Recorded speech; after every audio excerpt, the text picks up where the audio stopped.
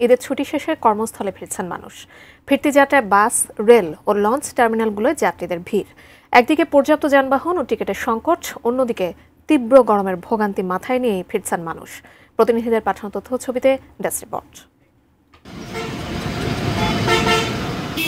শুক্রবার সকাল থেকেই ঢাকা-টাঙ্গাইল যমুনা সেতু মহাসড়কে রাজধানীমুখী গাড়ির চাপ। ঈদের ছুটি শেষে বিভিন্ন পরিবহনে করে ফিরছে মানুষ।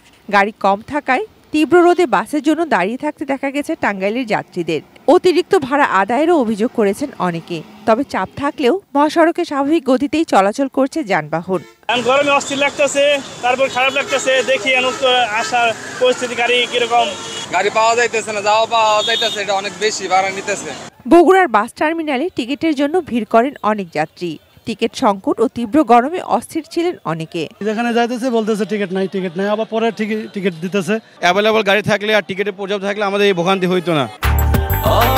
ব্রেকফাস্ট, টিফিন কিংবা স্ন্যাক টাইমে মজাদার আয়োজন মানে all time bread.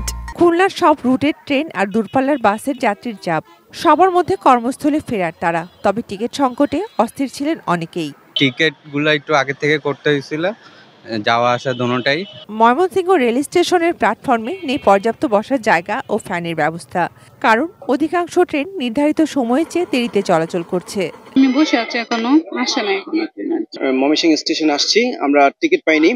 Brahmanbaria rail স্টেশনেও ভিড়। মহাসড়কের বেহাল দশার কারণে অনেকেই বেছে নেন ট্রেন।